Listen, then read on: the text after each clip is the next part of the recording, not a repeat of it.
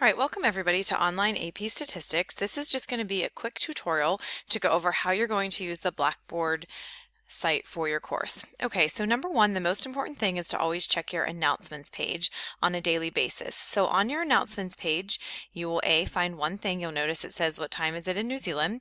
I will be teaching from New Zealand this year, but don't worry, we did it last year and it worked out fine. So you'll always see what time I am at in comparison to you. This will be where your important announcements will be regarding tests, quizzes, midterms, exams, anything that's due, something that I might need to add. So for example, this right here is your Getting Started folder. So this is where you're going to complete your first couple of assignments.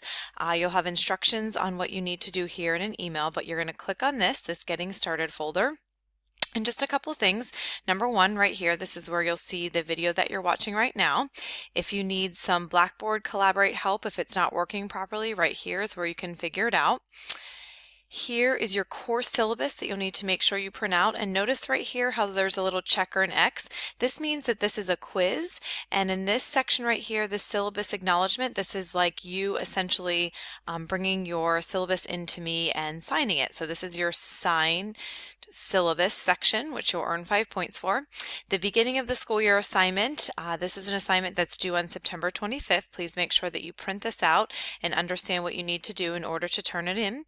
Down here, notice how you'll have a pencil with a little ruler. This is where you'll upload any document. So the difference here is this is where you're going to type directly onto Blackboard whenever you have the check or the X. Well, down here, this is where you're going to upload an assignment from your computer.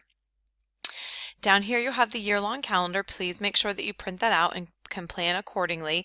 And then also just take a minute and print this out. This is just going to give you some tips on how to succeed in this online class. Okay, and then the last thing you'll need to print out from here is your AP Statistics formula sheet. You will be using this throughout the year. It's really good to get familiar with that as we are working through the course so that when you go to take the AP exam, you'll know what to do. Okay, so that's your Getting Started folder. Also in the announcements page, what you'll always find is you will always find your calendar for that particular month, so it's easy to see what's due. And then underneath that, you'll have the year-long calendar once again, just in case you need to print that out. Okay, so after you've checked the announcements page, and if you just take a look at the calendar real quick, notice how this just says 1.1 Hiring Discrimination Activity 1.2 Quiz. All right, so those are the assignments that will be due that day. However, this means that you'll need to learn the material from 1.1 and the material from 1.2. Well, where can you get those materials? Your learning will all occur in this course content folder. So what you're going to do is you're going to click on that course content folder. It'll have all the units right here. This is just where your learning occurs. None of your tests and quizzes will be in this section. So let's just take a minute and take a look at Unit 2. All right, now you're going to see a couple of different folders.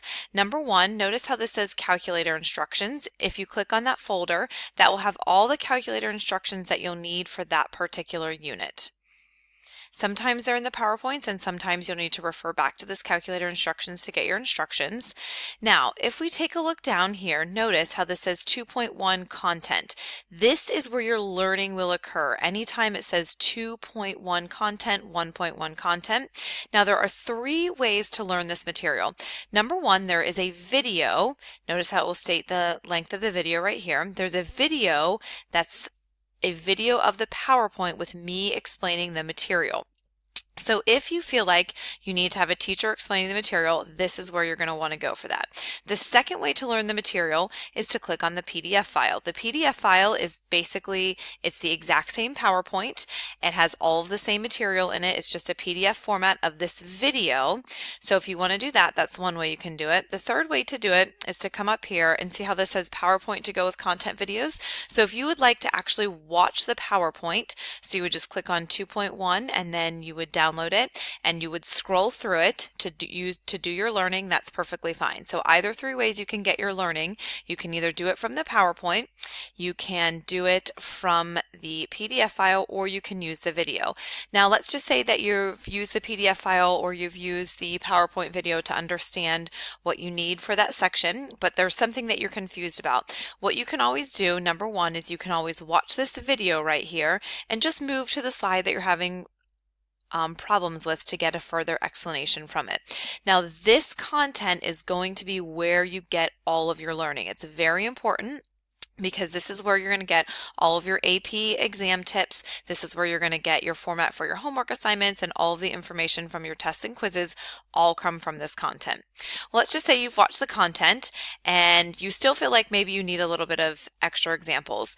Now, what you can do is notice how I have some videos here. Let's say you watched it and you didn't really understand how to find and interpret z-scores. Well, right here, this video right here is a specific example. It's only 1 minute and 29 seconds on how to find and interpret z-scores. So it's one problem that's worked out for you just to get some extra practice.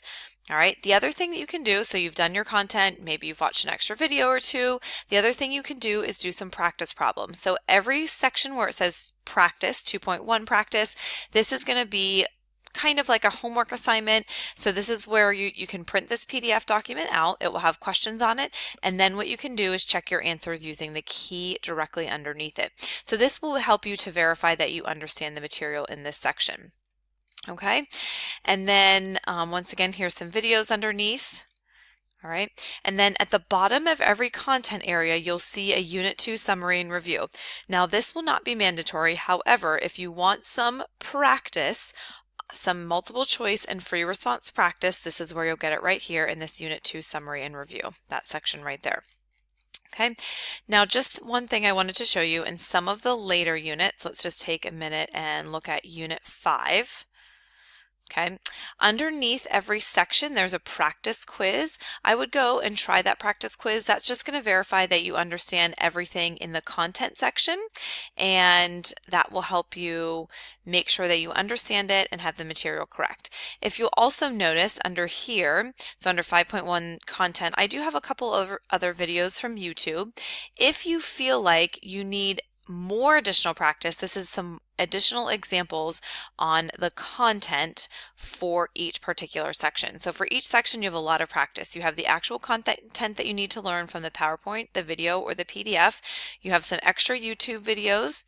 You have practice quizzes, and then you have practice worksheets that you can do in order to help you gain an understanding of the material. Now, also notice within the content sections, it will tell you what you need to do with that content. So in this one, in section 5.1, all you need to do is complete the section 5.1 quiz. All right, so where do you get your quizzes? Under graded assignments is going to be where you turn in all of your homework assignments and your quizzes. So let's just take a look at Unit 1, homework, tests, and quizzes. So once you click on that, notice you have all of your homework and quizzes in this section. So this says 1.2 quiz. You would click on this. Once you open up the quiz, you have to finish it in that particular sitting.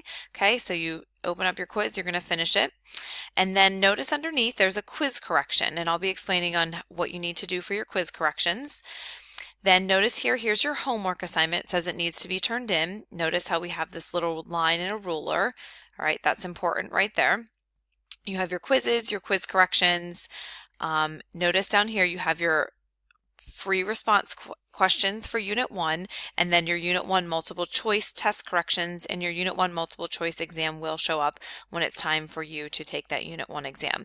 So under grade assignments, that's where you're going to get all of your assignments. Now this says end of unit frappies. What a frappie is, it's a free response AP question that you'll see. So at the end of every unit, and this is all on your assignment sheet, you will have to complete an end of unit frappie. And what they are is they're just old AP questions that you'll be grading yourself, completing and grading yourself. And this is just for you to get a good idea. A, it's a good review for your exam.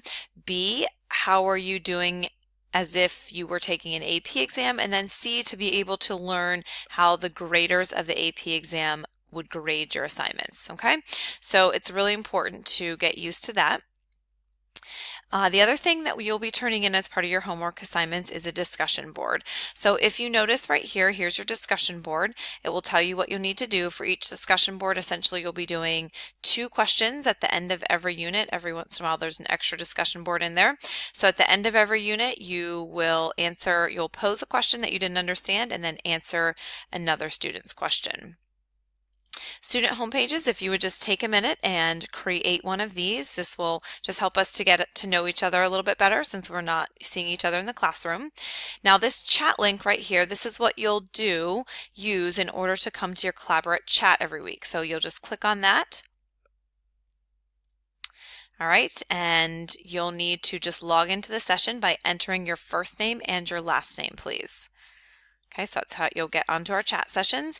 And then if you miss a chat for whatever reason, or you need to have a refresher on something, under this chat recordings, this is where you will get your chat recordings for something that you missed, and instructions on what to do for your chat recordings will be here.